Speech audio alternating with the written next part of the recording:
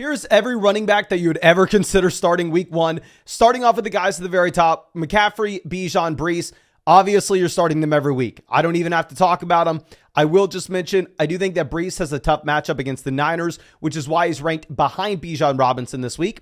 Our next tier, these are also guys you're starting every single week, regardless of format. Gibbs, Taylor, Barkley, Achane, Kyren. What I'm looking for with every running back this week. Gibbs, I want to see the red zone role versus David Montgomery. Jonathan Taylor, I want to see the target share out of the backfield with Anthony Richardson under center. I can say the same thing about Saquon Barkley in Philadelphia. With Devon Achane, I want to see the split with Mostert and if Jalen Wright gets involved at all. And then with Kyren Williams, I want to see exactly how large of a role that Blake Corum has. Now, with all that being said, it doesn't matter. You still start them week one.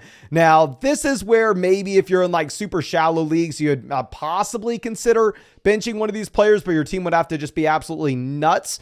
Travis Etienne at 9 with Etienne, super safe, projectable volume. We did have this coaching staff earlier this year saying that Tank Bigsby will possibly have a short yardage role, which could be a little bit concerning if you get inside the 5-yard line and all of a sudden Tank Bigsby is seeing some snaps. So that's definitely not what you're wanting to see if you have Travis Etienne. Should be a high-scoring game against the Miami Dolphins, though, but right now Miami is favored by about 3.5 points. So if Jacksonville were to get behind, potentially the rushing volume won't be there for Etienne. Isaiah Pacheco is probably going to be higher than this in our rankings going forward, but should just be a tough matchup going up against Baltimore. Typically what you're going to want to see with Pacheco is a game where the Chiefs should easily be able to handle it, a game where they are running the ball in the second half. Here against the Baltimore Ravens, there is a chance that, I don't know, maybe Baltimore's ahead, it's a closer game overall, and you do see more passing attempts for Mahomes, but Pacheco should get more third down utilization this year than he previously had, unless Samaje Perine is actually as scary as a lot of y'all think. Now, Josh Jacobs will be our next guy. Jacobs does have a tough matchup going up against Philly this week. Right now, the Green Bay Packers have an implied team total of about 23.25 points, but A.J. Dillon is on the IR, and at the same time, Marshawn Lloyd, while he's back at practice, is not fully healthy. So with those two notes, I think that Jacobs is a very safe play to just see 70+% of his backfield opportunities and what should be a very good offense, even if it's a toughish matchup. James Conner at 12. Now with James Conner, I'm definitely going to want to monitor the split with Ray Davis, but going up against the Arizona Cardinals, the Buffalo Bills are favored. Current sportsbook projections have them scoring about 26.5 to 27 points this week. Now, obviously the issue is you do have Josh Allen just monopolizing so many of the touchdowns in the red zone. Rachaad White will be our next guy at 13. Going up against Washington, this is a situation where you could see the team actually look to run the ball in the second half, but Rachaad White is almost just matchup proof in a full PPR format, given the amount of receiving volume that he should see out of the backfield. Now, I know y'all are going to hate seeing Derrick Henry this low, and I still think that Derrick Henry is a must-start running back. I think he's a borderline low-end RB1, high-end RB2 this week against Kansas City. My thought process here is I think that Henry will be ranked a lot higher in other weeks, but this is a game where the Baltimore Ravens are actually underdogs to the Kansas City Chiefs. Very rarely will the Ravens be underdogs if you are looking at Vegas spreads this year. But Chiefs, really good team. If Baltimore does fall behind, they may not be able to slow the game down and just run it nonstop with Henry. And we know that Henry is kind of, at least in Tennessee, he was reliant on game script because if they get behind in the second half, and they have to drop back consistently, we know Derrick Henry doesn't really have a receiving role. Now, dropping down to our next tier, this is going to be the first running back I actually have in my starting lineup in the Flock League. Y'all know I went with the 0 RB approach. James Conner is someone that I am heavily relying on early in the season. And yeah, James Conner is going up against Buffalo this week. Right now, you actually have the Arizona Cardinals as pretty big dogs, like 5.5-point dogs to the Buffalo Bills. Now, the thing that you will have, though, is a very small role for Trey Benson week one. James Conner should just see almost every snap, almost every touch out of this backfield against Buffalo. So even though it's not a great matchup, I think you can still comfortably rely on James Conner, or at least I am on my team this week, because I'm not expecting Benson to be a player that makes a large impact week one. Kenneth Walker at 16 going up against the Denver Broncos should be a great matchup for Walker. And right now the Seattle Seahawks are massive favorites over Denver. Right now Vegas is really not giving Denver any respect when it comes to their total point projection from week to week perspective. If you are looking at just the spread on this game by itself, I mean, right now you actually have about 5.5 points in favor of the Seattle Seahawks. If they get ahead, I know this coaching staff has been rumored that they're going to go through and they're going to throw the ball a lot more than the previous regime did. But I don't know. I still think you probably just lean on the ground with Denver. And I don't, it's irrelevant bringing up the fact that Miami scored 70 points, pretty much just running the football against them last year. But anyway, it's irrelevant. Moving over to Joe Mixon at 17. Looking at Joe Mixon, this should be a pretty high scoring game against the Indianapolis Colts if you're actually looking at the over-under here. And we really don't know what the situation is behind Mixon and what these other running backs are going to have in terms of a role. Obviously, Cam Akers actually looked decent in the preseason. Dameon Pierce is somebody that looked good as a rookie, fell off last year, and early on, camp reports sounded like Dameon Pierce was going to have a role. Late in the preseason, it seemed like Pierce was relatively disappointing. Typically, I am going to be trying to be a little hesitant to just immediately start rookies and to immediately start players into offenses before we have at least some idea of what we can actually expect from these guys. I think we're going to hear a lot about Mixon week one or see a lot about him. Now, Alvin Kamara will be our next guy at 18. With Kamara, you're going up against Carolina, and obviously Carolina is kind of garbage, so the New Orleans Saints are heavily favored in this game. So you maybe say, well, Mason, they're going to run the ball a ton in the second half. Kamara, because so much of his value comes from just raw receptions, it's not like he's too game script dependent. What you're really just wanting to see is you're wanting to see a lot of touchdowns scored in New Orleans. And right now, outside of Taysom Hill, it does look like that Kamara should be the favorite for goal line opportunity here in New Orleans, with Kondre Miller pretty much being nothing, with Jamal Williams showing nothing last season. So I think Kamara is a safe play as a mid running back too. And then David Montgomery will be our next running back at 19. I do want to reiterate, right now, you have the highest implied team total for the Detroit Lions this week. Vegas is telling us that this is going to be the highest scoring offense overall. And with Montgomery, I do expect him to be vultured at the goal line sometimes by Jahmyr Gibbs this season. But Gibbs is coming off the hamstring, so it wouldn't be the most surprising thing in the world if Montgomery is viable for week one. Now, somebody that you will see is well behind this in our rest of season rankings is Jerome Ford at 20. But specifically for week one, Jerome Ford is set up to crush. Nick Chubb going to be missing the first 4 weeks. Not only is Nick Chubb missing the first 4 weeks, but at the same time, you actually have no Deonta Foreman that you have to worry about in Cleveland now. You also can see that the Cleveland Browns are actually favored in this game over the Dallas Cowboys, indicating that they should be able to run the ball in the second half. Ford will also have the receiving role as well. So to be honest with you, when we update our rankings later this week, and y'all know I'm updating my rankings every single day on flockfantasy.com all year long, both our rest of season and our weekly, you may see Jerome Ford a little bit higher than this. But of course, if you want access to my rest of season rankings, that will be on flockfantasy.com. But the cheapest way you can actually get them is by going through and making a $10 deposit on Underdog Fantasy with the link in the description or the comment section. If you use code FLOCK on Underdog, which is where I'm drafting every single night on the live stream, which is where you can also get a Christian McCaffrey special pick'em more than less than half a total yard, a Travis Kelce special pick'em more than less than half a total yard. But anyway, use code FLOCK. You are also going to get a 50% deposit bonus up to $1,000, my rankings, draft guide, and 2024 ADP consensus cheat sheet. And yeah, it's the best place to get into an extra fantasy football draft before the season starts because there's no time commitment at all during the year. So I draft hundreds of teams every year. It's how I won 150,000 on Underdog 2 years ago. But going over to our next back, we are going to look at Aaron Jones. Now, I was initially thinking that this Minnesota Vikings offense was going to be absolutely garbage. It was going to be very difficult to project them to score really any reasonable amount of points. But they're going up against the Giants here. The Giants aren't exactly a great squad. You actually have current sports books putting out an implied team total of 21 points for the Minnesota Vikings. They're actually favored in this game over the New York Giants. So I think Aaron Jones will probably be a better play this week than he is most others. Now, Najee Harris will be our next running back at 22. Najee is going to be in a low-scoring attack where you also have to deal with Jaylen Warren. But Jaylen Warren dealt with a hamstring earlier this preseason. Now, Warren should be good to play week 1, but given the fact that he is coming off the hamstring injury, I think there is that possibility that Najee Harris sees an expanded role in comparison to what you should expect for him throughout the rest of the year. Now, this is where I am having my tough decision. Please let me know what you think down there in the comment section between Ramondre Stevenson and DeAndre Swift. So these are my running back 2 and running back 3 options on my current team in the Flock League. My thought process, as I'm going to be going back and forth with these guys all week, you'll probably see me update the rankings on flockfantasy.com 10 times before Sunday gets here. Ramondre Stevenson's very safe to see almost every single touch in his backfield. DeAndre Swift, I don't know what his role will look like in comparison to what we should expect from Khalil Herbert, in comparison to what we should expect from Roschon Johnson. Now, with that being said, while Ramondre Stevenson maybe has the safer role in his offense should be garbage compared to the Chicago Bears. Right now, the New England Patriots have the lowest implied team total by a decent gap right now, according to sportsbooks, where they're only supposed to score about 16 points this week. However, if you compare this to actually what you have in Chicago, Chicago is projecting to almost score 25 points.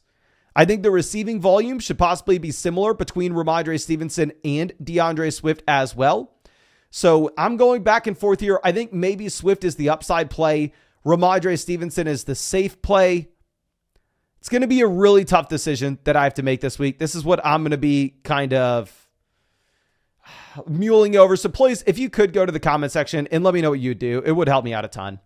Now, Raheem Mostert will be our next guy at 25. With Raheem Mostert, like I said with HN, I want to see what the split's going to be here in this Miami Dolphins backfield. I am making these rankings for PPR and half PPR formats. Obviously, if you're playing in a non-PPR league, at that point, Raheem Mostert would be a lot more exciting because in a non-PPR format, all you're caring about is touchdown upside, touchdown upside, touchdown upside. We saw that Mostert has a ton of that based off what he did last year. Also, currently, the Miami Dolphins are projected to outscore 26.5 points this week. So it should be a good setup. Maybe you assume that Jalen Wright as a rookie doesn't have a large role week 1. And if that's the case, I easily think you could move Raheem Mostert over this. My thing is just in a full PPR format, he's not really going to catch the ball. So that does lower his floor if he doesn't score a touchdown. Zamir White will be our next running back at 26. Zamir White, very similar that he is not going to catch the ball, but he's in a worse spot given the fact that he is in a much worse offense than what you should expect in Miami. Right now, the Raiders are actually only projected to score about 19 or slightly under 19 points this week against the Los Angeles Chargers. This should be a lower scoring game overall, where right now I think most people, including myself, are expecting the Los Angeles Chargers to really try to just play good defense, slow the pace of play down, and actually not have a ton of plays run per game. That's not exactly what you're wanting for a game environment, whether you're looking to start a wide receiver or a running back. So as Zamir, I think he's like almost Ramondre Stevenson that's not going to catch passes. Like you can start him and you have projectable volume. I just am not too excited about it. Chuba Hubbard is honestly kind of right in that same boat. Right now, the Carolina Panthers only projected to score 18 points this week. But with Hubbard, he should have pretty much every single touch in the backfield with no Jonathan Brooks for the first 4 weeks. Going up against the New Orleans Saints, this is an interesting spot. What I'm going to be interested to see is not only can this coaching staff improve this overall offense, can they make Bryce Young a better quarterback, but also specifically for the first month of the season, I want to see what Chuba Hubbard's role as a receiver looks like in this backfield. Because if Hubbard is able to have 5-6 targets per game, which, I mean, I know that sounds crazy given the running back that he is, but this is an offense that's going to be trailing almost every single game. If he's able to get 5 targets a game, I think you can definitely be more excited about starting him in a full PPR format. I just don't necessarily know what the split's going to be initially, and it's not as clear as Jerome Ford, and it's not as good as an offense what you have in Cleveland. Jaylen Warren will be our next guy at 28. To be honest with you, like I said, we're going to be updating our rankings on the site every single day. I think this is why this video is so good, because I have to justify these out loud. So as I look at this, there's no reason that Jaylen Warren should be this high. It's going to be a very low-scoring offense in Pittsburgh, as we already discussed. As we already discussed, I actually think that Jaylen Warren, more likely than not, is going to have a smaller role week 1, given the fact that he is coming off that hamstring injury, and they can just very easily pivot over to Najee Harris. So I don't think Jaylen Warren should be this high in these rankings. I think Jaylen Warren should go to the bottom of this tier. We will update that on the site. Tony Pollard will be our next guy at 29. If you are looking at Tony Pollard, this is a running back that will more likely than not be the starter against Chicago. Now, of course, what does the quote unquote starter mean here in Tennessee? Because this coaching staff's come out and they've said, yeah, we don't have a starting running back, or we have co-starters. There's no difference between Tony Pollard and Tajay Spears. Now, that's what they told us, and then they turned around and they decided to throw Tajay Spears out there with the backups in the preseason and take Tony Pollard out of the game. So that's enough for me to just assume Pollard is going to be maybe the leader of a 60-40 backfield. And what is surprising is it does project out to be a decently high-scoring game with the Chicago Bears and Tennessee Titans. Now, Javonte Williams going up against Seattle.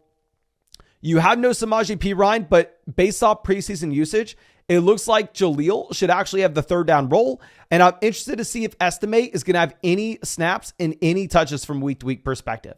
Because if Audric Estime comes out and he potentially sees, I don't know, a series or two, he just takes some second down snaps away from Javonte Williams. At that point, Javonte may not be viable because this could turn into a 3-man running back by committee in one of the worst offenses in the league. But there's also that chance that Estime does absolutely nothing. It's only Javonte and Jaleel. Our next two backs with Zach Moss and Chase Brown.